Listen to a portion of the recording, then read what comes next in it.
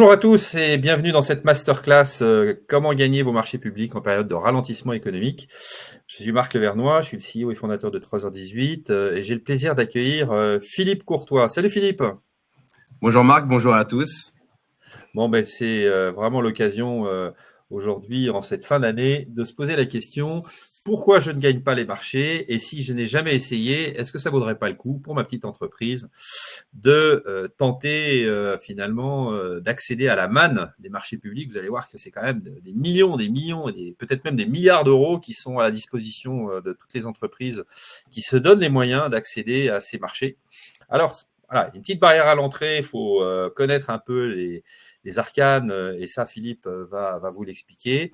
Mais il y a aussi beaucoup de méthodes, beaucoup de pièges, beaucoup d'astuces, et finalement, on se rend compte que les marchés publics sont accessibles aussi aux petites entreprises, 1, 2, 3, 4 salariés, des architectes, des consultants, des sociétés de conseil, des sociétés dans la publicité, la production de vidéos. Voilà. Et vous êtes très nombreux aujourd'hui, vous êtes inscrits, donc vous allez pouvoir nous poser des questions. Vous avez deux façons de nous poser des questions: par le chat, et là tout le monde verra vos questions, par le module questions qui est en bas à droite, et là vous avez la possibilité de poser des questions que seuls Philippe et moi verrons.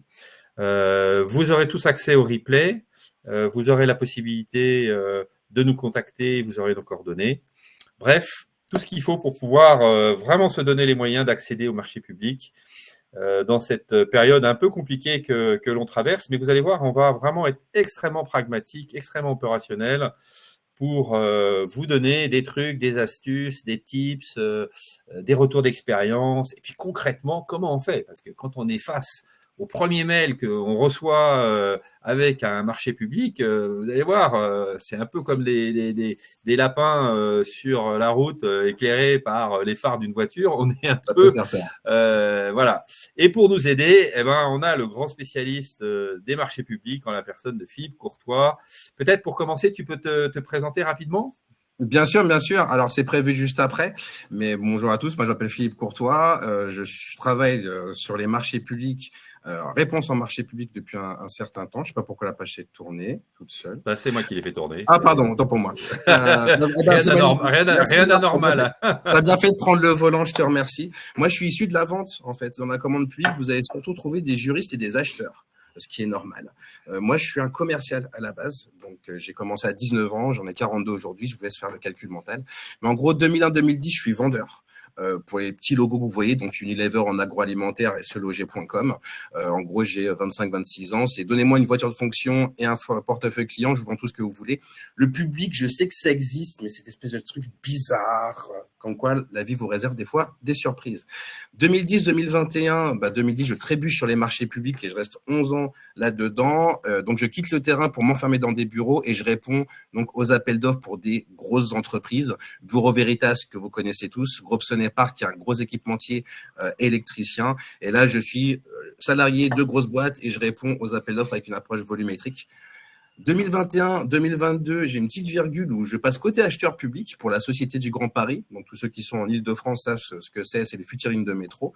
Donc, je passe de l'entreprise qui répond aux appels d'offres au jury côté public. Donc, ça demande un changement de perspective. Et je vois, du coup, je reçois cette fois les offres des entreprises et j'attribue le marché avec les collègues acheteurs en fonction, bien sûr, de la qualité des dossiers reçus et des critères de l'appel d'offres.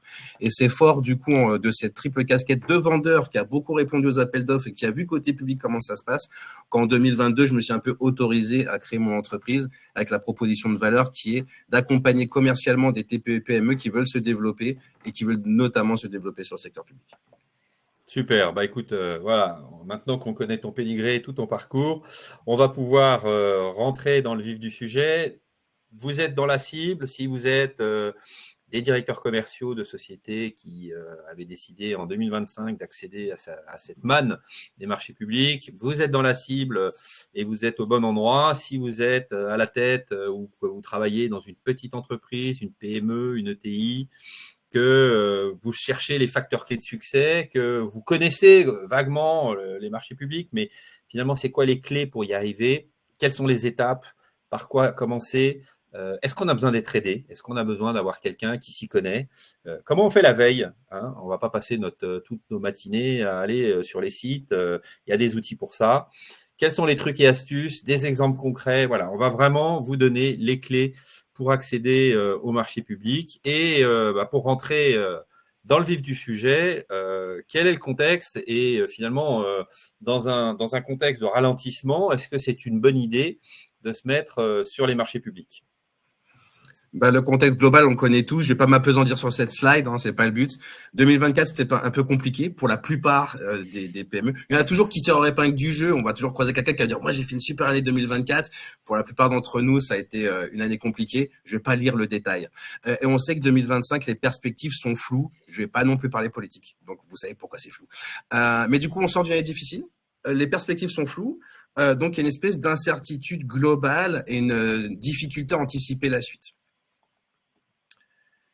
Indépendamment de ça, même s'il n'y avait pas tout ça, ce qui est déjà pas mal, c'est quand même globalement de plus en plus difficile de trouver des nouveaux segments porteurs. Le B2C, B2B, particulier, professionnel, on a l'impression que c'est saturé. Le web, l'Internet, on n'est plus au début des années 2000. Hein. En 2024, on peut faire un bilan maintenant du web. Donc, qui a investi dans un site web et n'a pas forcément eu les retombées qu'il voulait? Bon, je vois pas vos mains, mais je sais qu'il y en a qui se sont levés. Donc, l'Internet, c'est pas la terre promise. On a investi dans des sites web, on attendait plein de leads. C'est pas forcément le cas pour tout le monde. Et les réseaux sociaux professionnels non plus. On est tous sur LinkedIn. Le problème, c'est qu'on est tous sur LinkedIn. Donc, tout le monde parle dessus, tout le monde a un mégaphone et tout le monde parle en même temps. Et voilà, on fait des posts, il y a 8, 15 likes, c'est gentil. Mais en dehors de ceux qui ont réussi à feinter l'algorithme, à exploser sur LinkedIn, pour la plupart d'entre nous, c'est beaucoup plus poussif. Donc, on se dit, c'est quoi? B2C, B2B, j'ai fait. Le web, le site marchand, j'ai fait. LinkedIn, je suis dessus tous les jours. Où est la suite? Sur quoi je peux me développer? C'est où le nouveau continent business sur lequel je peux trouver un peu autre chose, un peu soufflé, quoi. Et vu qu'on est tous un peu perdus, on est tous un peu dans le noir quelque part sur la suite, c'est le moment idéal en fait pour penser. Donc j'ai pris le penseur de Rodin, c'est un fil de photo. C'est l'occasion de penser à la suite. Et l'une des suites possibles, c'est le secteur public. Et en quoi c'est important et en quoi ça peut être intéressant? D'une part, c'est une manne pour les entreprises. Il faut savoir que la commande publique en général, c'est 200 milliards par an, qui concerne travaux, fournitures, et services, mais on rentrera là-dedans tout à l'heure. Tous les secteurs sont concernés. Non, c'est pas que les gros projets BTP. Non, c'est pas que la grosse gare à construire. Non, il n'y a pas que ça. Vous avez des petits marchés sur des métiers qu'on n'attend pas. Enfin, c'est des clients qui sont proches de chez vous. J'ai cité ceux qu'on pense immédiatement, les mairies, départements, les régions, les hôpitaux, les universités, les établissements scolaires. C'est autant de comptes locaux auxquels vous pouvez vendre vos produits et services, quelle que soit la taille. C'est vrai que quelle que soit la taille et quel que soit ce que vous avez à vendre, une mairie, une école, un département, ils ont besoin d'un site web, ils ont besoin d'un logiciel pour gérer l'administratif, ils ont besoin de prestations de services diverses et variées. Et voilà, ils sont comme les autres. Ils ont des clients. Alors, les clients s'appellent des usagers, etc. Mais ils sont... et on n'y pense pas suffisamment. Ce sont des entreprises qui ont besoin de services comme les autres. En fait, la mairie, c'est le siège social de votre commune. Vous rentrez dans une mairie, vous avez des fontaines à eau à chaque coin de couloir. C'est livré, c'est de la commande publique. Des photocopieurs. Kyocera, c'est de la commande publique. Martine, t'as posé ton vendredi sur le logiciel de gestion des congés. Ce logiciel a été vendu par la commande publique. C'est une entreprise. Et tout est passé par la commande publique. Les logiciels de gestion de temps, de badgeage des horaires, tout passe par les tonneurs pour remplir ces fameuses copieuses Canon ou quelle que soit la marque que vous voulez. Tout passe par la commande publique. L'électricien qui remplace une ampoule, c'est la commande publique. Donc c'est une société. C'est le siège social de votre commune. Des exemples de marché. Alors, je suis désolé, c'est un peu petit, mais on va faire ce que vous avez vu. J'ai pris des exemples de marché un peu qui sortent de l'ordinaire. Le Sénat qui avait passé une procédure pour développement d'un outil d'intelligence artificielle générative, donc qui date de 2023, donc c'est pas hier. Un bailleur social, Rive de Seine-Habitat, prestation de commissaire de justice des huissiers. Et oui, il y a des appels d'offres publics pour des huissiers. Effectivement, ça existe. Et le dernier, alors là, je suis parti, j'étais créatif, acquisition des composantes laser et leur intégration pour l'assemblage d'une plateforme de calcul quantique basée sur les atomes froids. Donc, s'il y a des marchés publics là-dessus, voilà, la TPE qui me dit, non, mais moi, je fais un métier particulier, je fais agence de communication. Il y a des marchés publics pour les trucs quantiques d'atomes froids. Donc, si vous êtes plombier, agence de communication, cabinet de recrutement, vous faites de la prévention des risques psychosociaux, je vais trouver des marchés pour vous. S'il y a des marchés un peu sioux comme ça, on va trouver des marchés. Et c'est pour ça que j'ai pris des exemples vraiment qui sortent des clous pour dire qu'il y en a sur tous les sujets que vous pouvez imaginer. 5 bonnes raisons de vous lancer sur les marchés publics en 2025. Vous vous dites, je cherche un nouveau segment de développement commercial pour la société. B2C, B2B, Internet, LinkedIn, j'ai tout essayé, je cherche autre chose. J'ai pensé aux appels d'offres publics, mais je ne sais pas comment aborder le sujet. Je ne sais pas où démarrer en fait. Je ne sais pas par quel bout prendre le truc. Je travaille déjà en dépannage de clients publics. Ça peut être vous êtes en sous-traitance ou alors vous êtes un traiteur et on vous a contacté via Google pour dépanner sur un cocktail. Mais j'aimerais travailler avec eux de façon plus pérenne, pas juste en dépannage, mais voilà, avoir un vrai contrat. Je dispose déjà d'une démarche de réponse aux appels d'offres, mais j'en transforme pas suffisamment. Là, vous êtes un peu plus loin sur le chemin et sur le parcours. Vous répondez aux appels d'offres depuis un certain temps, mais vous constatez, soit vous démarrez, vous dites, waouh, je dois vraiment répondre à 30 appels d'offres pour en gagner un. Si vous avez ces ratios-là, il faut qu'on se parle. Ou alors, vous faites ça depuis pas mal d'années, mais vous voyez que vous transformez à un taux il y a encore 3 ans, et là, ça baisse. Et là, il va falloir qu'on voit. Il y a différentes manières de le voir. Quel est le taux raisonnable dont on peut se contenter comme ça, moi, je dirais, si on me posait la question, je dirais 25%. Quand tu réponds à 4, tu en gagnes 1. Mais Moi, c'est je peut-être dirais, plus, alors, c'est peut-être moins. Ça serait quoi l'idéal? L'idéal, excellente on question. n'est pas dans le village de oui, comme on dit. Donc, Bien sûr. c'est quoi un bon taux de transformation pour une petite structure qui travaille sur les marchés publics? Alors, je vais donner un taux qui est vraiment conservateur et que je donne en prospection en one-to-one quand je fais une visio avec un prospect. Une entreprise qui démarre sur les secteurs publics, qui a aucun client public et qui démarre de zéro, l'ambition pour une première année, ça doit être transformé à 20%. C'est-à-dire qu'on joue, on joue 5 pour gagner 1, on joue 10 pour gagner 2. Mais voilà. Si vous avez déjà facturé dans Chorus Pro, vous êtes déjà dans le public. Vous êtes un traiteur, vous avez déjà dépanné 5 mairies pour des cocktails, des petits déjeuners. C'est bête, mais vous connaissez le point de douleur ou les prix qu'ils acceptent. Donc, vous n'avez pas besoin de jouer 3 appels d'offres pour avoir le pricing. Donc, si vous avez déjà livré des clients publics, vous n'êtes pas à 20, on va plutôt ambitionner les 25, voire les 30%. Après, ça dépend beaucoup de la société. Je vous donne un exemple très rapide. C'est ce que je dis. On va parler immobilier 2 secondes pour avoir un exemple. Vous avez 2 maisons, même quartier, même prix. Dans le premier cas, la personne a fait du home staging. Dès que vous l'appelez pour visiter, elle est carrée, elle est disponible. Dans l'autre, la maison, elle s'est un peu laissée aller, etc. Mais il y en a un qui va avoir un taux de vitesse de vente plus élevé que l'autre. Donc, le taux de transformation dépend aussi de la qualité de vos produits et services. Nous, notre but, c'est de faire une photographie de l'essence même de votre entreprise et de la rendre la plus attractive possible pour le client public. Donc, le taux de transformation, on va le co-construire ensemble. 20% si vous n'avez jamais fait d'appel d'offres publics. Donc, il va falloir très, très malin sur les appels d'offres qu'on va viser. Si vous avez déjà livré des clients publics, vous connaissez déjà ce type de client, on peut ambitionner les 25-30. En étant vraiment très malin sur les marchés qu'on va jouer et on va éviter les marchés où on n'a aucune chance. Encore une fois, il y a différents indices pour identifier ça. Les freins d'hésitation que je rencontre ou qu'on rencontre souvent. Vas-y, Marc. J'ai une question, mais tu vas y répondre tout à l'heure, je pense. Et comment on fait pour savoir quel est le prix des concurrents? Voilà, c'est une question qui vient de monter, mais tu vas nous en parler tout à l'heure. Je vais en parler un peu plus tard. Comment on peut faire la veille sur les prix des concurrents? Parce que c'est ce qui est très intéressant dans les marchés publics, c'est que contrairement au gré à gré, vous ne savez jamais combien, ou alors il faut vraiment que votre acheteur vous le dise, mais vous ne savez pas trop à combien se passent vos concurrents dans les marchés publics. On peut le savoir. Exactement, il y aura une slide où je vais aborder le sujet. Donc voilà, je mets cette question, je prends une photo de la question, je la traiterai plus tard. Mais dans le public, il y a beaucoup de choses qu'on peut voir.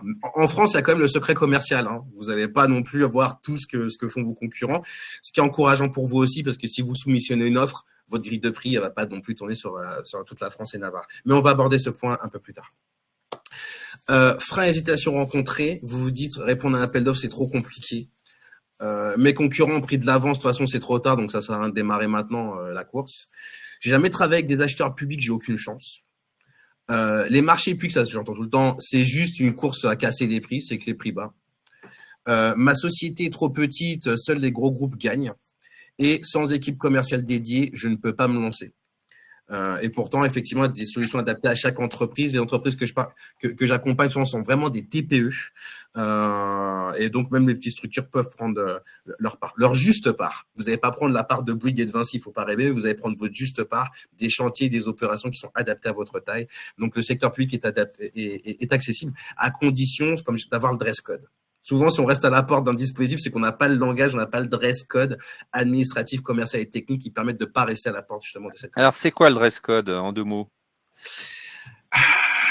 On va aborder ça encore après, mais c'est prendre ce que vous faites en marché privé, faire copier-coller, hop, j'envoie ça à un acheteur public, et là il va regarder et dire c'est mignon, il sait pas encore jouer le jeu, il a essayé, et on voit tout de suite quand on achète public qu'on reçoit ça, on dit il démarre, c'est touchant.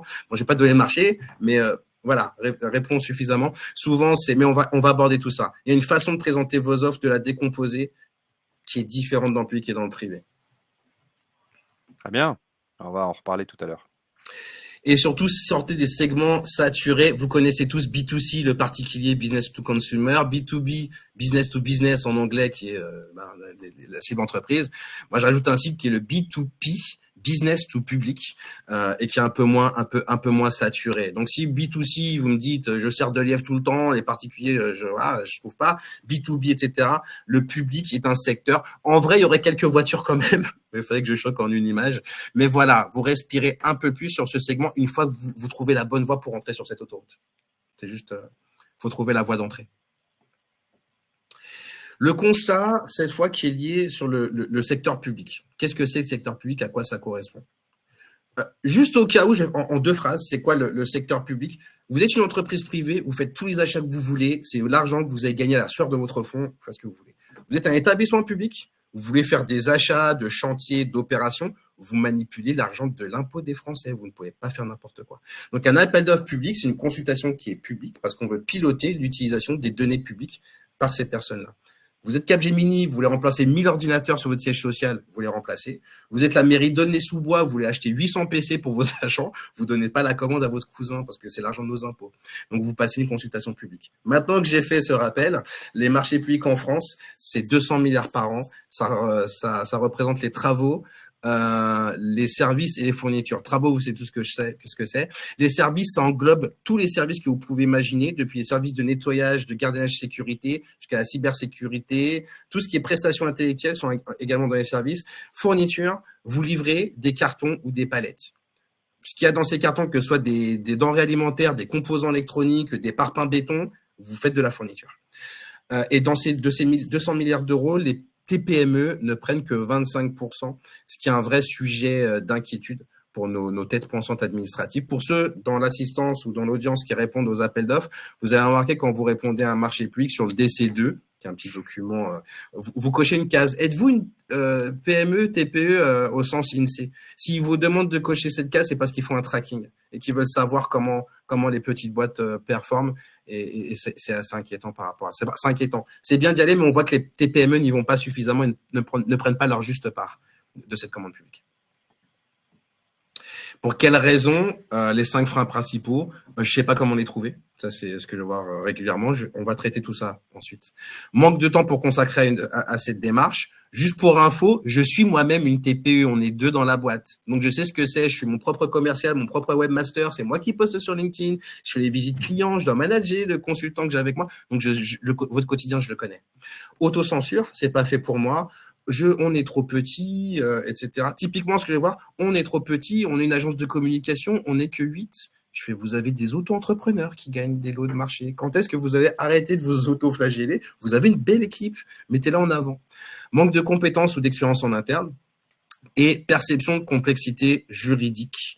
Et en une phrase, répondre à un marché public, il n'y a rien de juridique. Je sais que je vais choquer des gens. Le juridisme, il est côté acheteur. C'est à lui de s'assurer qu'il est dans les bons seuils, qu'il a publié sur la bonne plateforme en fonction. Vous voyez un besoin, vous y répondez de la meilleure façon possible. C'est un boulot de commercial, en fait. Intéressant. Les 6 étapes d'une réponse à appel d'offres, juste pour que tout le monde soit sur la même page.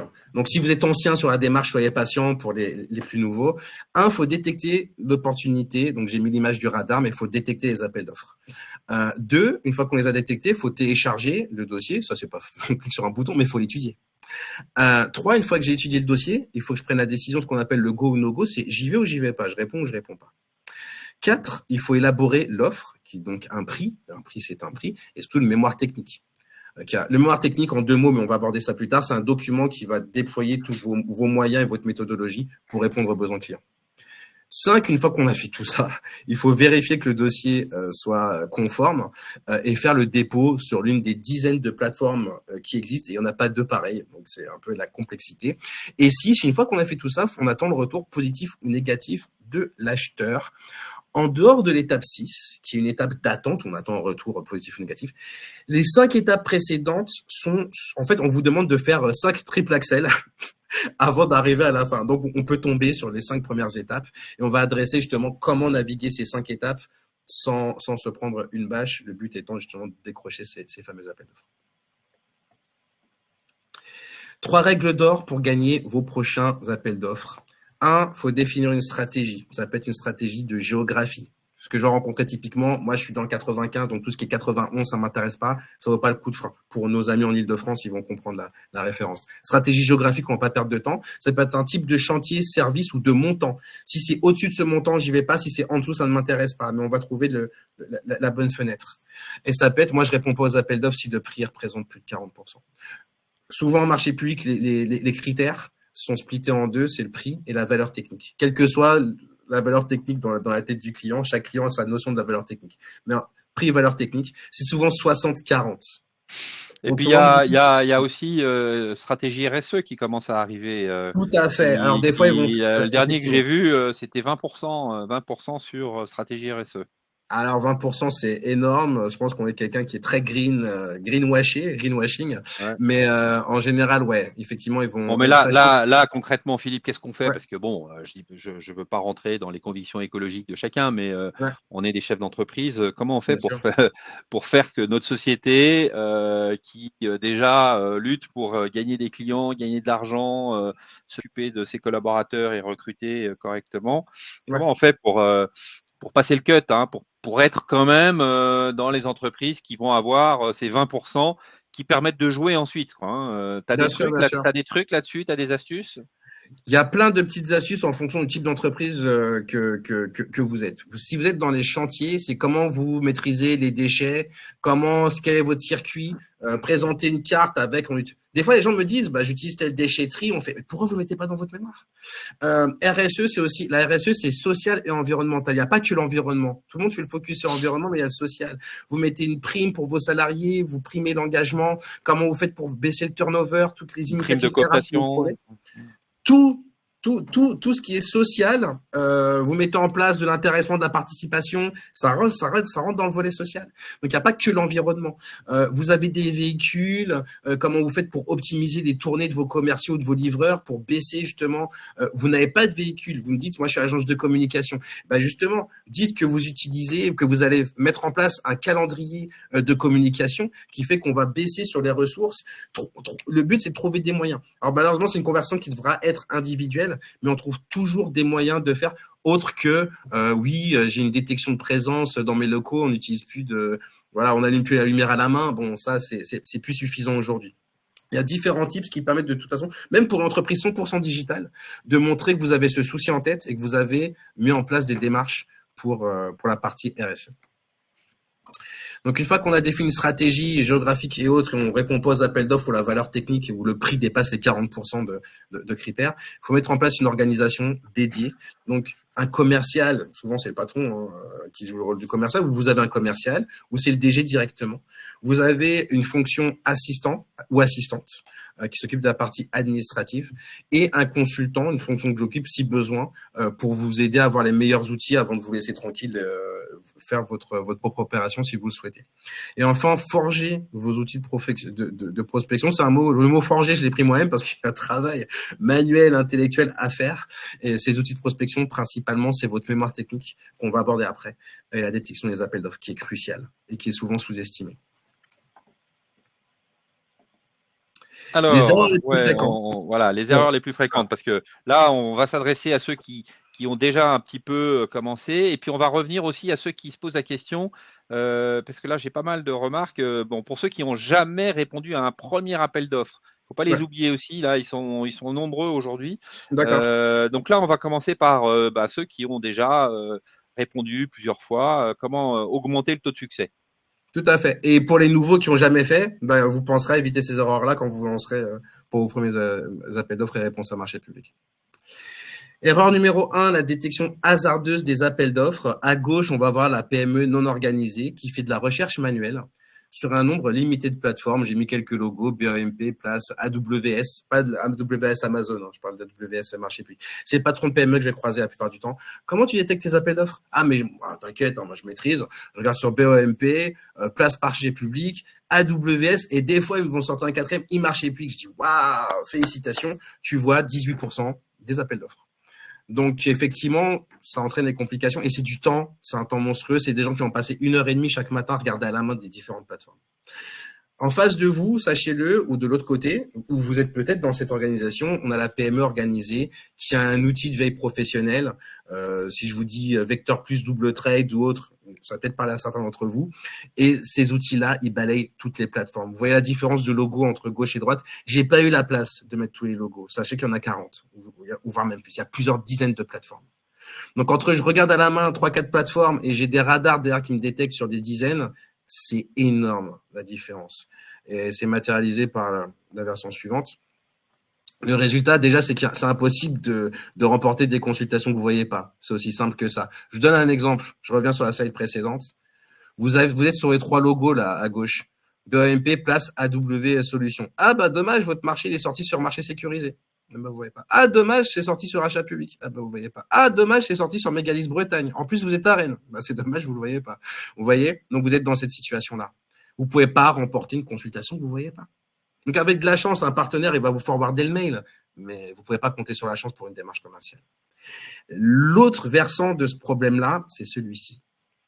C'est quand entre une entreprise qui voit tout et vous qui voyez rien, vous n'avez pas gagné le combat. Enfin, ça me paraît évident. Donc, j'ai matérialisé avec cette image-là, avec cette image-là, mais à gauche, il voit tout, vous avez les yeux bandés, le combat de match, il est plié. Hein. Le combat de boxe, pardon. Solution pour gagner, bah, soit vous débrouillez, je vous ai dit Vector Plus Double Trade, vous allez faire vos devis, vous allez prendre la solution, soit on peut en discuter, mais prenez un outil réellement performant. BEMP, AWS en mode gratuit, etc. C'est bien pour démarrer, pour ressentir un peu le marché. C'est pas suffisant pour avoir une vraie démarche de réponse à appel d'offres public. Deuxième, ça reprend en fait les 6 étapes de tout à l'heure. Donc la détection, et là on passe à faut télécharger et lire le cahier des charges. Donc l'erreur, c'est l'étude erronée de ce fameux cahier des charges. Soit parce qu'on fait une lecture superficielle, on survole, on se dit c'est bon, j'ai vu, j'ai pas de problème. Du coup, on risque de passer à côté d'éléments importants. Ou soit le problème inverse, si on passe trop de temps à lire des dossiers. Moi, je vois des patrons de TPE qui me disent, mais je m'épuise à lire des appels d'offres. Il y a un nombre de quel délai on a en règle générale? Quel est le délai qu'on a? Est-ce qu'il y a une moyenne ou est-ce que c'est très différent d'un Non, c'est assez standardisé. Entre la parution d'un appel d'offres public et l'arrêt des compteurs où vous devez répondre, il se passe entre 3 semaines et 1 mois. Donc, même si vous voyez l'appel d'offres le premier jour, l'appel d'offres, il est paru à 10h, vous voyez à 14h en rentrant de déjeuner, vous dites, je suis sûr, vous avez 1 mois pour répondre.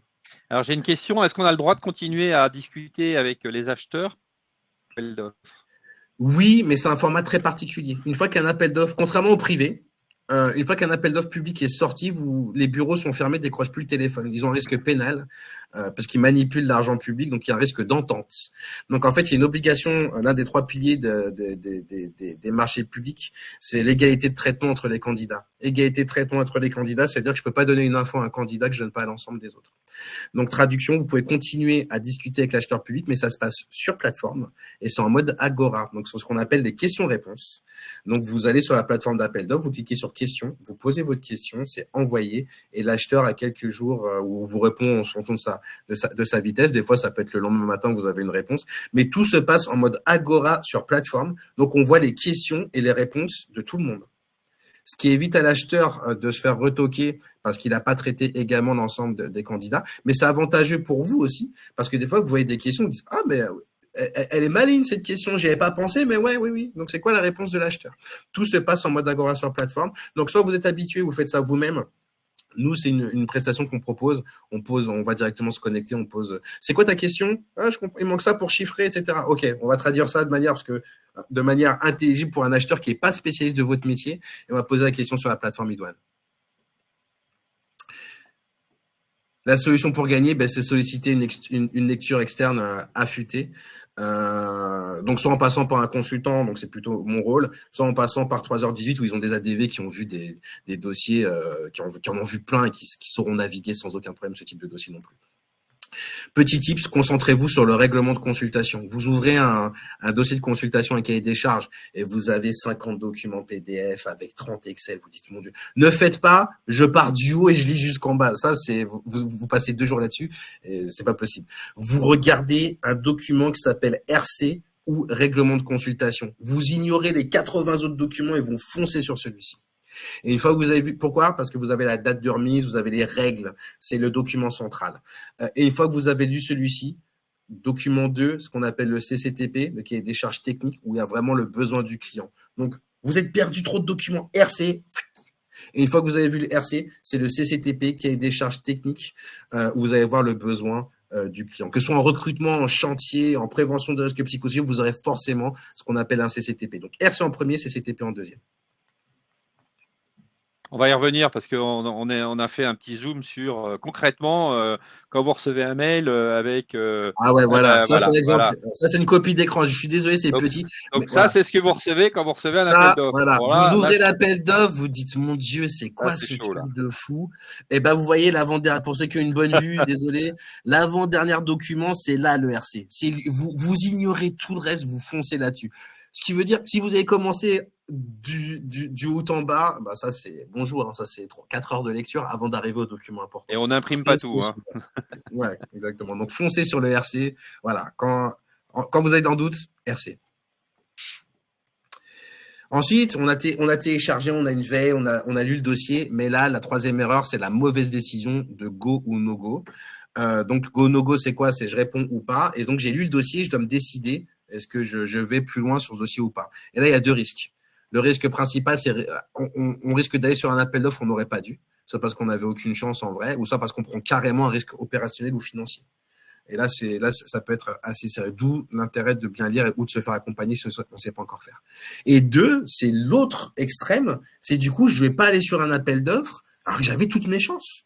Et parce que j'étais timoré, je sais pas, etc. Donc du coup, on avait toutes ces chances. Un exemple que je vais prendre très rapidement, commune de Mandelieu en Napoule, je crois. Police municipale, ils cherchent des véhicules électriques. D'accord. Personne n'a répondu à l'appel d'offres. Soit parce que personne l'a vu, soit parce que tout le monde a été timoré, ben j'y vais pas. Qui a eu l'appel d'offres? Tesla. Donc ils vont acheter des véhicules électriques américains. Il n'y a pas un concessionnaire local, il n'y a pas un fabricant, il n'y a pas un Renault, un Peugeot, qui a répondu. Tesla, parce que c'est le concessionnaire local qui s'aventure à monter un dossier, il a été pris. Et donc oui, il est possible d'être retenu sur un marché public, même si vous êtes le seul à avoir répondu.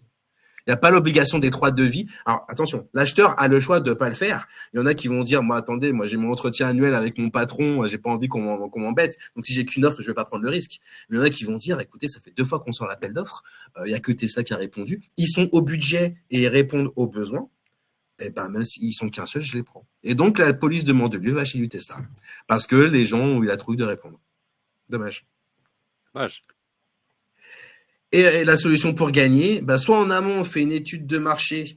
Concrètement, c'est un truc qu'on propose plutôt côté consultant, donc c'est plutôt un volet à moi, où je suis capable de vous faire une étude de marché sur n'importe quel métier en disant voici la volumétrie d'appels d'offres publics qui vous concernent par an. Donc, est-ce que c'est 30 c'est pas de faire. Ou est-ce que c'est 100, 200, 400 et des fois c'est too much. Mais on va être capable de vous positionner. Et 2, quels sont vos concurrents qui remportent des marchés publics et sur quel type de montant auprès de quel type d'acheteurs. Je ne connais aucun secteur commercial où vous pouvez savoir ce que font vos concurrents, auprès de qui ils ont signé et pour quel montant. C'est l'avantage du public, c'est que c'est public.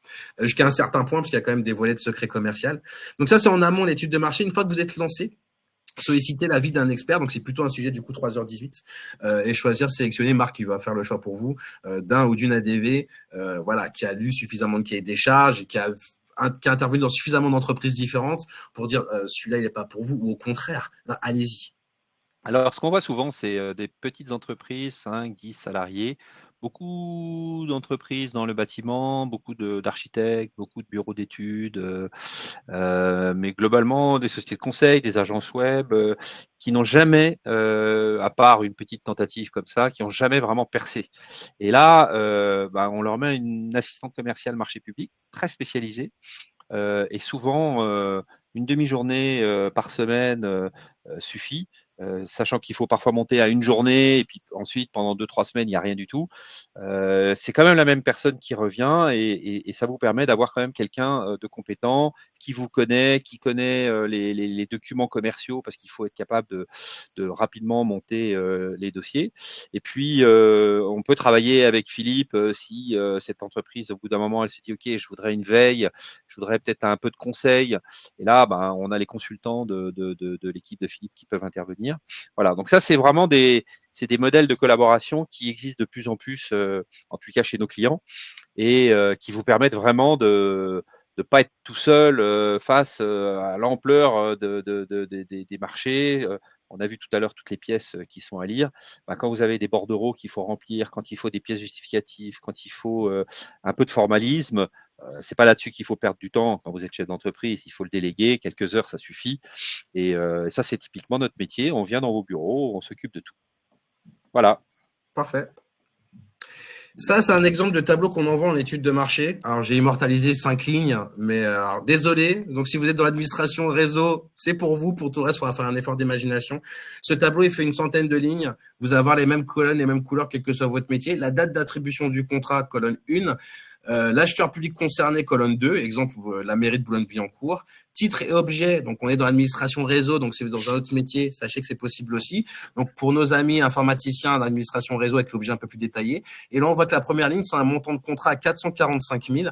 Attention, c'est sur la durée totale du marché. Donc j'en vois des gens qui me disent, moi je fais 300 000 euros, c'est trop. Non, sur la durée totale. Donc si c'est un marché de 4 ans, c'est 100 000 euros par an. Et on voit que c'est une entreprise qui s'appelle Protego Informatique, qui a gagné ce marché de Boulogne-Billancourt. Donc, soit vous êtes dans le secteur, vous dites, oui, Protego, je les connais, c'est mes concurrents. Soit vous dites, c'est qui ceux-là? J'ai jamais entendu parler. Vous prenez le numéro de sirène, Sirette, vous le copiez-collez dans société.com et vous savez à qui vous avez affaire. C'est un tableau, je peux envoyer quel que soit votre métier. C'est un tableau qui fait une centaine de lignes. À partir de là, je suis capable de dire sur 100 attributions de marché, est-ce que c'est toujours les mêmes sirettes que je revois ou est-ce que c'est toujours les 8, 12 mêmes, auquel cas c'est compliqué. Ou alors sur 100 attributions, j'ai 60 sirettes différents. Encourageant, et surtout c'est quel type de montant. Et pour finir sur cette side, première ligne 445 000, ça c'est un montant que l'acheteur a mis dans son cahier des charges. 321 265 et 66 centimes, ça c'est le montant de la DPGF de nos amis de CGDIM Cloud, que je connais pas, mais ils sont sur le tableau. Ça c'est un montant de DPGF. Donc je vais pas avoir le montant ligne à ligne, mais je sais qu'ils ont remporté le marché et je peux récupérer l'ancienne DPGF. Donc, si vous êtes informaticien, et je vous dis, voilà, je vous donne pas le résultat, je dis, ce projet, vous le chiffrerez à combien? Et là, on compare. Et on voit si c'est intéressant de se lancer ou pas. Pareil pour la ligne du dessous à 96, 359 et 92 centimes. Ça, c'est la DPGF de Reliance SPS. Vous n'avez aucun secteur d'activité où vous pouvez savoir qui a remporté les contrats au centime près. Bienvenue dans les marchés publics. 4, je vais passer rapidement. Montage J'en profite pour répondre à une question. ADV, effectivement, excusez-nous, c'est une abréviation d'assistant des ventes.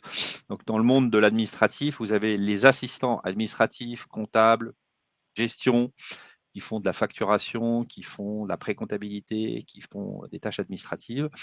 Et vous avez les ADV, les assistants des ventes, qui font aussi de la facturation, mais de la relance, du recouvrement et pour beaucoup, qui sont les pièces maîtresses des sociétés qui veulent répondre au marché public. Donc, ce sont souvent des assistants des ventes ou des assistantes commerciales ou des assistants commerciaux, marché public, qui interviennent quelques demi-journées par mois en fonction du besoin. Donc voilà, ADV, assistant commercial, c'est la partie plutôt marché public. Administratif, gestion, comptable, c'est plutôt la partie back-office.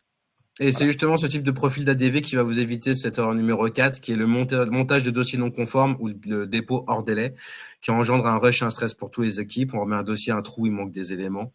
Et il y a une perte aussi d'image vis-à-vis de l'acheteur public. On se dit, oh, c'est mignon, il a essayé, mais il maîtrise pas encore le sujet et ça se voit un petit peu.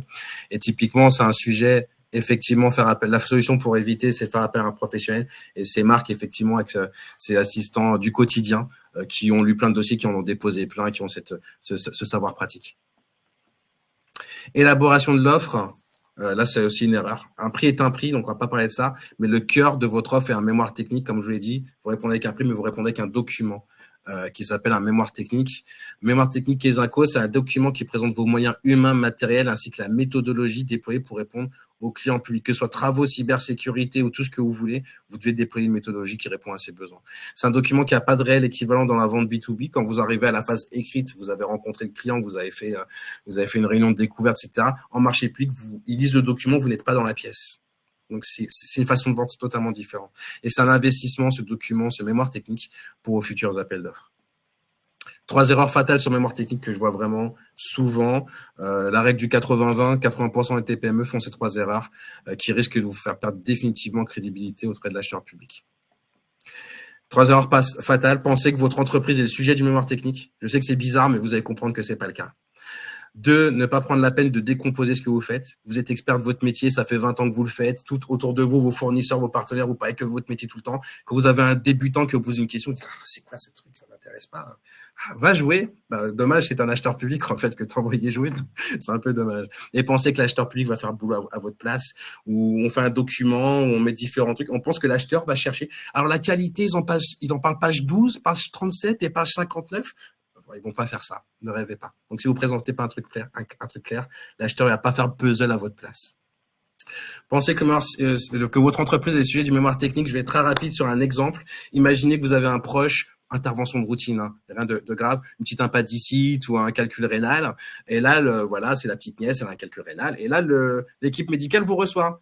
Et vous disent, bon, merci, chère famille. Donc, on vous explique ce qu'on va faire. Donc, mademoiselle, on va l'opérer, d'accord. Juste pour info, alors, on utilise des scalpels de marque Storz. C'est des Allemands, ils font des trucs vraiment bien. Vraiment, quand vous tranchez, c'est top. Pour la bouffe, elle va être super bien. On se fait livrer par Transgourmet. Donc, c'est extraordinaire. Nos draps, ils sont de marque. Et vous allez dire, mais qu'est-ce qu'il me raconte? Effectivement, il vous parle des moyens techniques et matériels qu'il va utiliser pour l'opération. Il a juste oublié de parler du patient qui est sur la table. 80% des mémoires techniques que je reçois, vous discutez à l'envi de vos moyens, vous oubliez juste le besoin du client. Et ça commence par la mairie de machin dans de communication. Allez, next. Alors, on a des c'est l'exemple médical que je vous ai dit, le mec, il vous parle de la marque de scalpel, quoi. Vous vous dites, mais de quoi il me parle? Vous n'êtes pas le sujet du mémoire technique. Le sujet du mémoire technique, c'est le besoin du client public. Vos moyens, outils, matériels, ce sont que des outils qui vont servir à répondre à ce besoin. Le besoin du client est au centre. Ne pas prendre la peine de décomposer ce que vous faites. Vous êtes les Einstein de votre métier, vous connaissez par cœur ce que vous faites. Typiquement, un client en borne de recharge pour véhicule électrique. Alors, qu'est-ce que vous allez faire? On installe les 40 bornes, puis après, une fois qu'on a fait ça, on fait la supervision. Je fais, attendez, vous avez creusé, non? Ah oui, on fait les travaux de voirie. Mais du coup, vous allez arrêter la circulation, il y a une autorisation administrative. Oui, mais ça, tout le monde le fait. Donc, j'ai pas besoin d'en parler. C'est l'erreur fatale. Vous devez parler du début, qui est l'autorisation administrative, jusqu'à comment vous avez fait les travaux de voirie, si vous faites sur ce métier. Une fois que vous avez creusé le sol, comment vous faites passer les câbles, vous devez décomposer ce que vous faites pour un acheteur qui achète de la fontaine à eau, des copieuses Canon, qui ne connaît pas votre métier. Si vous contentez de dire, je vais communiquer, je vais recruter, comment vous faites? Et vous ne prenez plus la peine, je vous assure que vous ne prenez plus la peine de vous mettre à un niveau de débutant qui ne connaît pas votre métier. Parce que c'est il y a 20 ans pour ça pour vous. Pour lui, c'est maintenant. Et la 3, pensez que l'acheteur public va faire le boulot à votre place. Ah, il y a un critère de qualité. Mais si, il y a de la qualité dans mon mémoire. Regarde, page 12, j'en parle, page 37, j'en parle, page 83, j'en parle un peu. Donc oui, bien sûr, l'acheteur, il va pas. Non. Ce travail-là, c'est à vous de le faire. C'est un critère qualité. Vous avez un paragraphe qualité où vous mettez toute la qualité. Vous devez présenter un Lego qui est déjà monté. C'est pas l'acheteur qui va prendre des pièces éparses et qui va faire le travail à votre place. Sortez-vous ça de la tête. Il faut qu'on accélère, Philippe. Les solutions pour gagner, passer par un professionnel, c'est plutôt ma partie. Du coup, c'est un consultant marché public qui va intervenir, comprendre votre activité et la coucher sur un mémoire technique. 5 bénéfices à muscler les ressources administratives. On traite un plus grand nombre de consultations. On garantit la conformité. Vous bénéficiez d'un regard extérieur et bienveillant sur vos pratiques appel d'offres. Vous disposez d'une solution d'urgence si jamais votre administratif n'est pas là ou le siège est vide. Et vous réduisez vos coûts de fonctionnement en optimisant la gestion des ressources. Alors, j'ai une question là qui vient d'arriver. Ouais. Quelle est la prestation de conseil finalement qu'il y a derrière ta prestation? Tu peux concrètement revenir sur la veille peut-être. Tu peux peut-être insister là-dessus. Et puis l'accompagnement, comment se répartit le travail entre 3h18 et Alors, il y a une slide à la fin de la présentation, donc gardez ça en tête. Je balaye pas la question, c'est juste qu'elle est traitée ensuite. Bénéfice à solliciter les services d'un consultant, donc c'est plutôt ma partie. Vous bénéficiez d'une expertise, d'un accompagnement personnalisé, comprendre une activité et créer des outils qui vont bien, c'est quelque chose que je fais tout le temps. Vous gagnez du temps et de l'efficacité dans la rédaction des offres. Vous optimisez vos chances de remporter des marchés. Une fois que vous avez une bonne détection, la bonne mémoire technique, vous avez enfin les bons instruments qui vous permettent de vous lancer. Vous vous formez aux bonnes pratiques et aux évolutions réglementaire et vous intégrez un process d'amélioration continue. Chaque fois que vous gagnez, que vous remportez un marché, moi régulièrement, je vais prendre ces courriers d'acceptation et de refus, je vais vous faire une tendance, je vais vous dire ce qui va pas et comment on peut du coup corriger le tir, que ce soit sur le prix ou que ce soit sur la valeur technique.